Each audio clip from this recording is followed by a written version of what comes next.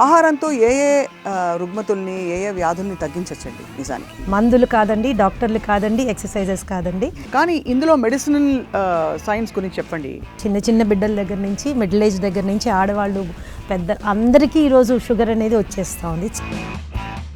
పొట్ట చుట్టూ ఫ్యాట్ ఉండడం అనేది ఒక చాలా పెద్ద ఇండికేటర్. సో నా సలహా ఏంటంటే 30 ఏళ్ళ సంవత్సరం దాటిన తర్వాత సంవత్సరానికి ఒక్కసారైనా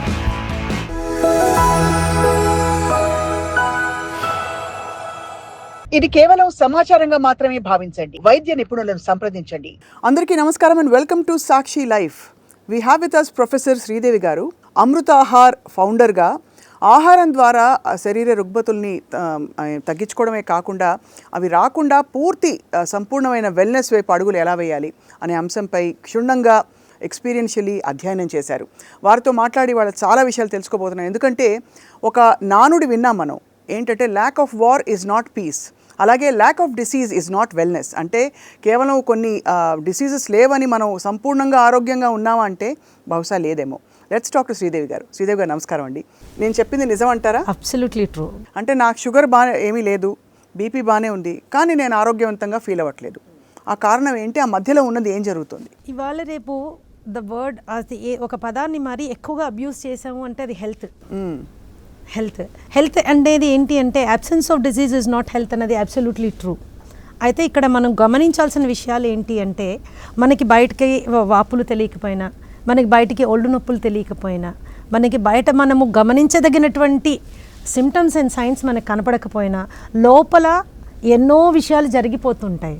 ఇన్సైడ్ అబ్జర్వేషన్ అనేది ఆల్వేస్ నాట్ పర్సీవబుల్ అనమాట. There are so many things. For example మీరు కిడ్నీ ఇష్యూస్ తీసుకోండి. 90% of kidney failures 1 month 2 months ముందు కానీ మనకు తెలియదు కిడ్నీ అంత బాగా అయిపోయింది దాని స్టోరీ మొత్తం అన్ని. Completely it's a silent killer, asymptomatic. ఇప్పుడు మీరు డయాబెటీస్ చాలా మందికి తెలిసిపోతూ ఉంటుంది. అది ఫ్రీక్వెంట్ యూరినేషన్ కావచ్చు, లేకపోతే ఏదైనా స్కిన్ డిసీజెస్ కావచ్చు. There are diabetes cases they are completely asymptomatic. వాళ్ళకి polyuria number of times urination ఉండదు, ఇంకొక అదర్ సిమ్టమ్ ఉండదు. అలాగే మీరు గమనిస్తుండొచ్చు ఈ మధ్యకాలంలో చాలా ఫేమస్ అండ్ పాపులర్ పర్సనాలిటీస్ కూడా జిమ్స్కి వెళ్ళి ఎక్సర్సైజెస్ చేస్తూ అక్కడే పడి చనిపోయిన వాళ్ళు కూడా చాలా మంది. అవునండి, అది దాని కారణం ఏంటో చాలా అంటే సడన్ కార్డియాక్ డెత్. అంటే నేనేం చెప్తానంటే చాలామందికి ఒక అపోహ ఈ మధ్యకాలంలో ఏర్పడిపోయింది అంటే బాగా ఎక్సర్సైజ్ చేసేస్తే మనం ఆరోగ్యంగా ఉంటాము అన్నది.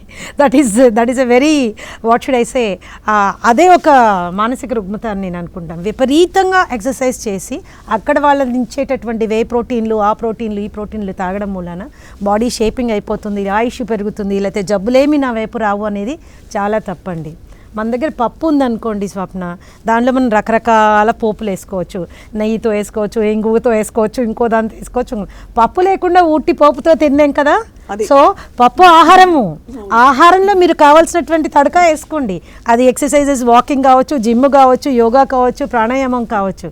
కానీ పప్పు లేకుండా ఉట్టి తడకతోటి మనం హెల్త్ తెచ్చుకోలేము. It's as simple as that. And so exercise is not the only way of health, it is an add on for health.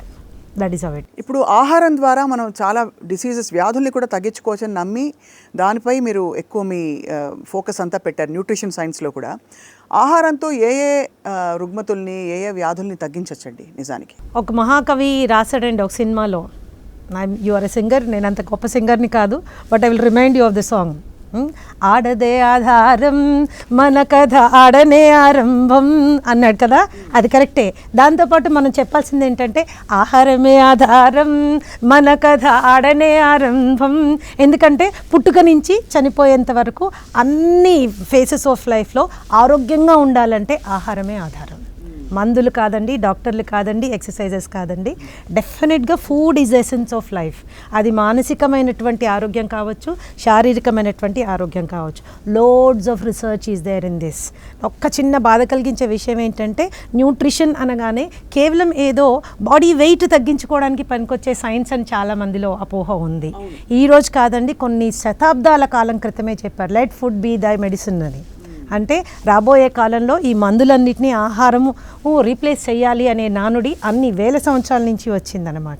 మనం దాన్ని ఎందుకో ఇగ్నోర్ చేసేసాం. చేసి medicine has become like food. Yeah, medicine has become like food and every pill has a ill coming along with it అని మనం వేసుకునే ప్రతి చిన్న టాబ్లెట్ వెనకాల ఒక సైడ్ ఎఫెక్ట్, దాన్ని మేనేజ్ చేసుకునే అవగాహన లేక ఇంకొక ఎఫెక్ట్, అవి ఫైనల్గా ఒక జబ్బు కింద రూపాంతరం చెందడం. మెటబాలిక్ డిజీజెస్ అంటే మన రోజుమారు బాగా నానులు డయాబెటీస్ తీసుకోండి, హైపర్ టెన్షన్ తీసుకోండి, పిసిఓడి తీసుకోండి, థైరాయిడ్ తీసుకోండి, ఇలాగ మీరు దాదాపుగా 80 రకాలైనటువంటి మెటబాలిక్ డిజార్డర్సే కాకుండా 10 నుంచి 12 రకాల క్యాన్సర్స్ కూడా ఈరోజు మనం సంపూర్ణంగా ఆహారంతో నయం చేసుకోవచ్చు. చాలా ఎంకరేజింగ్గా ఉంది మీరు చెప్తుంటే. క్యాన్సర్ లాంటి ఒక మహమ్మారిని కూడా ఆహారంతో అడ్రస్ చేయొచ్చు. ఎందుకంటే చాలా వైద్య పరిజ్ఞానం ముందుకెళ్తున్న కొద్దీ డాక్టర్లు ఆహారంపై దృష్టి పెడుతున్నారు కానీ వివరాల్లోకి వెళ్ళడం లేదు. ఎందుకంటే ఏదో బ్రాడ్గా ప్రోటీన్, కార్బోహైడ్రేట్, బ్యాలెన్స్ డైట్ అని వదిలేస్తున్నారు even the most advanced doctors. కానీ ఇందులో మెడిసినల్ సైన్స్ గురించి చెప్పండి. డెఫినెట్లీ ఇప్పుడు సపోజ్ అందరికీ బాగా తెలిసిన విషయము షుగర్.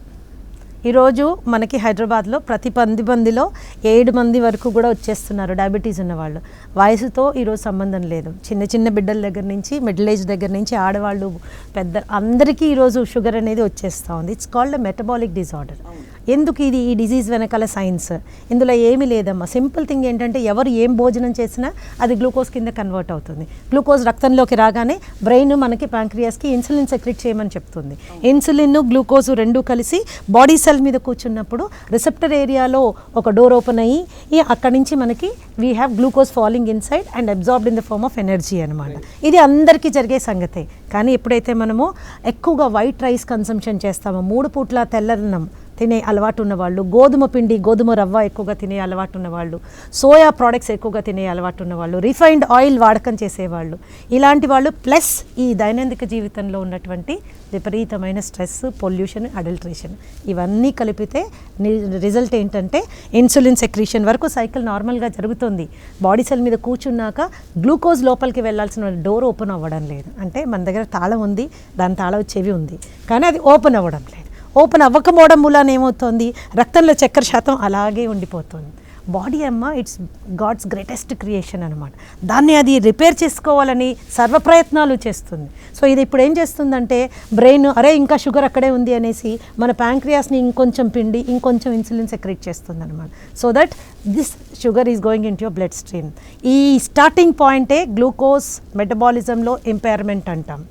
జనరల్గా మనకి ఈరోజు షుగర్ వచ్చింది అని నిర్ధారించుకున్నాము అంటే 10 ఏళ్ల క్రితం నుంచి ఇంపైర్మెంట్ స్టార్ట్ అయింది అని అర్థం చేసుకోవాలి. ఓహో, అంతకాలం. మరి అంతకాలం మన శరీరము దాని ఫైట్ అది చేసి దాన్ని రిపేర్ చేసుకునే ప్రయత్నం చేసుకుంటూ వస్తుంది.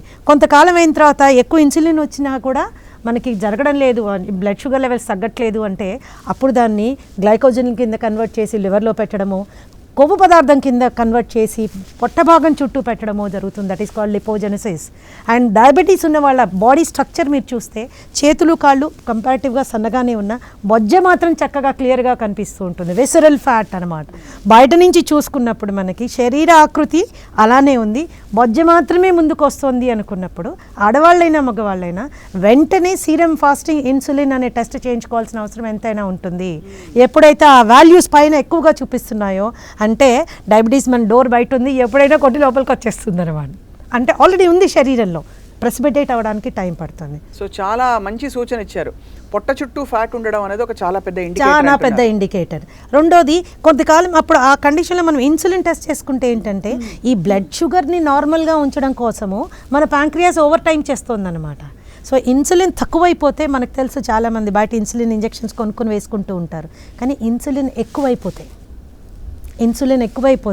దాన్ని తగ్గించే మెడిసిన్ మాత్రము అలోపతి, హోమియోపతి, యునాని ఎక్కడా లేదనమాట.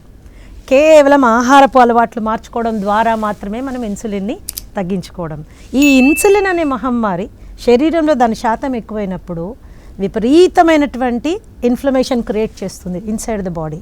మళ్ళీ ఒకసారి చెప్పండి. ఇన్సులిన్ అన్నప్పుడు insulin level in the blood ఎప్పుడైతే ఇంక్రీజ్ అవుతుందో lot of inflammation inside your body. So why does insulin level increase at all? That's what I told you. ఏమవుతుందంటే నార్మల్ ఇన్సులిన్ లెవెల్తో మనకి నార్మల్గా గ్లూకోజ్ బ్లడ్లోకి వెళ్ళిపోయి ఎనర్జీ కింద కన్వర్ట్ అవ్వాలి. ఈ డోర్వే ఓపెన్ కాకపోవడం మూలాన బ్రెయిన్ ఏం చేస్తుంది, మన ప్యాంక్రియాస్ని ఇంకా కొంచెం ఇన్సులిన్ సెక్రెట్ చేపిస్తుంది.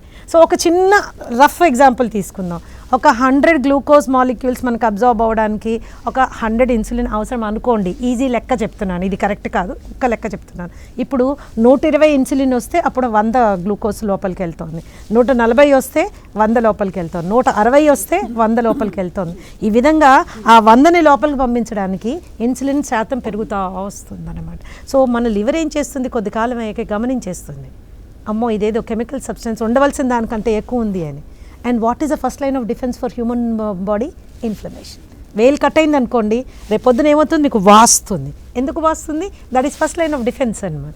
లోపల you have complete internal organs అన్నీ కూడా సివియర్ ఇన్ఫ్లమేషన్ అవ్వడం మూలాన హార్మోనల్ డిస్టర్బెన్సెస్ కావచ్చు, ఫంక్షనల్ డిస్టర్బెన్సెస్ కావచ్చు, అన్నీ సెట్ ఇన్ అవుతాయి అన్నమాట.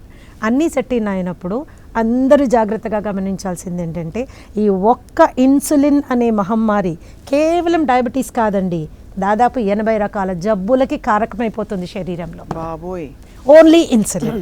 సో నా సలహా ఏంటంటే 30 ఏళ్ళ సంవత్సరం దాటిన తర్వాత సంవత్సరానికి ఒక్కసారైనా ఫస్టింగ్ ఇన్సులిన్ టెస్ట్ చేయించుకోవాలి, టు అండర్స్టాండ్ మన బాడీ మనకు తెలియకుండా లోపల ఏమైనా గడబడి జరుగుతుందా అని. సో అంటే అన్నీ మనకు తెలిసే అవకాశం లేదు. ఎస్పెషలీ లావుగా ఉన్న వాళ్ళు జాగ్రత్తగా ఉంటారు, భయంగా ఉంటారు.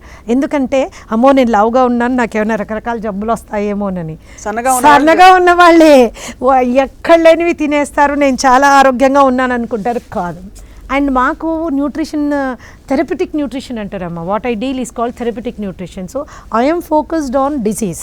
ఎటువంటి జబ్బు వచ్చింది, ఆ జబ్బుకి కారకాలు ఏంటి, ఆ కారకాలకి ఆహారానికి కనెక్షన్ ఏంటి, ఏ ఆహారం అయితే మందులాగా పనిచేయగలదు అన్నది డిటర్మైన్ చేసి మందులు తీసేసి ఆ ఆహారం పెట్టి ట్రీట్ చేయడం ఇస్ మై లైన్. ఇప్పుడు మీరు చెప్పిన ఈ డోర్వేస్ ఓపెన్ కాకపోవడం అనే దానికి ఎలాంటి ఆహార పదార్థాలు మీరు ప్రిస్క్రైబ్ చేస్తారు? Insulin is a main thing. Insulin ఎక్కువ అవ్వడం ఈజ్ అ మెయిన్ థింగ్. అంటే ఇన్సులిన్ని సెన్సిటైజ్ చేయాలి. శరీరంలో చాలా ఇన్సులిన్, చాలామందిని డయాబెటీస్ మీకు ఎందుకు వచ్చింది అని అడిగామనుకోండి, ఇన్సులిన్ లేదండి అంటారు. కాదు, తప్పు. టైప్ 2 డయాబెటీస్ వచ్చింది అంటే ఇన్సులిన్ ఎక్కువైపోయింది అని అర్థం. టైప్ 1 వచ్చింది అంటే ఇన్సులిన్ తక్కువైపోయింది అని అర్థం. దీంట్లో వేరియేషన్ తెలుసుకోవాలి. ఇన్సులిన్ ఎక్కువైంది అంటే మన ప్యాంక్రియాస్ బాగా పనిచేస్తుంది కదా, దానిలో ఇన్సులిన్ వస్తుంది కదా, దాన్ని వాడుకోగలగాలి. వాడుకోవడం ఎలా, దట్ ఈస్ వెరీ ఇంపార్టెంట్. ఒకటి, ఆ లోపల ఉన్న ఆల్రెడీ ఇన్సులిన్ని సెన్సిటైజ్ చేసుకోవడం. కొన్ని ఆహార పదార్థాలు వాటిని బాగా సెన్సిటైజ్ చేస్తాయి. రెండోది ఏంటంటే ఆహారపు అలవాట్లలో మార్పు తెచ్చుకోవడం. మనకి ఎనర్జీ కోసం కార్బోహైడ్రేట్స్ తీసుకోవచ్చు, ప్రోటీన్స్ తీసుకోవచ్చు, ఫ్యాట్స్ తీసుకోవచ్చు, కొవ్వు పదార్థాలు తీసుకోవచ్చు. కొవ్వు పదార్థాలు చెడ్డవి అనేది చాలామందికి ఇంకొకన్న పెద్ద అపోహ అనమాట. దానిలో నుంచి కూడా బయటికి రావాల్సినటువంటి అవసరం. ఇన్ఫాక్ట్ పెద్ద పెద్ద డాక్టర్లే నేను చెప్పగా విన్నాను, అంటే వాళ్ళ స్పెషాలిటీకి తప్ప వాళ్ళు బయటికి చూడరు. ఇంత నెయ్యి వేసుకుంటే కూడా ఆడిపోసుకుంటారు, ఇంత నేను నెయ్యి తినేస్తున్నావా నువ్వు అని. మేము మా పేషెంట్స్ అంటే నాకు అసలు ఇష్టం లేదు, క్లయింట్స్ అంటాను నేను వాళ్ళని. సో వాళ్ళతోటి శుభ్రంగా 5-6 స్పూన్లు A2 కౌగి తినిపించేస్తాం రోజుకి. ఇప్పుడు చిన్న లెక్క స్వప్న, ఇక్కడ 100 గ్రాములు కార్బోహైడ్రేట్ తింటే 360 చిల్లర క్యాలరీస్ వస్తాయి మనకి. అదే 100 గ్రాములు ప్రోటీన్ తింటే అంతే వస్తుంది. కాకపోతే గ్లూకోజ్, కార్బోహైడ్రేట్ తొందరగా జీర్ణం అవుతుంది, ఇది ప్రోటీన్ కొద్దిగా స్లోగా రిలీజ్. రెండిటికి 4 క్యాలరీస్ అంతే difference per 100 grams per gram. That is the same thing. 364 calories, 360 calories and 365 calories. This is the only difference for every 100 grams. అదే కనుక మనము ఫ్యాట్ తీసుకున్నాం అనుకో, 900 క్యాలరీస్ ఆఫ్ ఎనర్జీ వస్తుంది మీకు ఎవ్రీ 100 గ్రామ్స్కి. అంటే క్వాంటిటీ తక్కువ తింటామో క్వాలిటీ ఎక్కువగా ఉంటుంది. ఇక్కడున్న అద్భుతమైన విషయం ఏంటంటే, మీరు కార్బ్స్ తిన్నా మెటబాలిజం కోసం ఇన్సులిన్ సెక్రీట్ అయిపోతూ ఉంటుంది, ప్రోటీన్స్ తిన్నా ఇన్సులిన్ సెక్రీట్ అయిపోతుంది, ఏమి తిన్నా ఇన్సులిన్ ఎక్కువ అవుతూ ఉంటుంది. సో ఆ ఇన్సులిన్ ప్రొడక్షన్ ఆపాలి అంటే కొంత ఎనర్జీ నీడ్స్ మనము ఫ్యాట్లోంచి తీసుకోవడం స్టార్ట్ చేస్తాం అన్నమాట. సో కార్బోహైడ్రేట్స్ తగ్గించి, ప్రోటీన్స్ తగ్గించి, ఫ్యాట్స్ పెంచుతాం మనం. సో ఇన్సులిన్ వాడకాన్ని తగ్గించినప్పుడు బాడీలో ఇన్సులిన్ ఎక్కువ అవ్వడం అనే దానికి ఒక అడ్డుకట్ట వేస్తాం. రెండోది, ఇన్సులిన్కున్న ఒక గొప్ప క్వాలిటీ ఏంటి అంటే దాని క్వాంటిటీ తగ్గుతున్న కొద్దీ దాని సెన్సిటివిటీ పెరుగుతుంది అనమాట. సో ఆ విధంగా ఉన్న ఇన్సులిన్ని వాడుకొని కొత్త ఇన్సులిన్ ప్రొడ్యూస్ కాకుండా జాగ్రత్త తీసుకొని చక్కటి డైట్ ప్లాన్స్ క్రియేట్ చేసి మా క్లయింట్స్కి ఒక హ్యాండ్ హోల్డింగ్ సపోర్ట్ ఇచ్చి వాళ్ళని ఎంకరేజ్ చేస్తూ మానసికంగా ఒత్తిడికి గురవ్వకుండా చూసుకునే విధానంగా మనం వాళ్ళని కోచ్ చేయాలి. చాలా బ్యూటిఫుల్గా చెప్పారు మ్యామ్.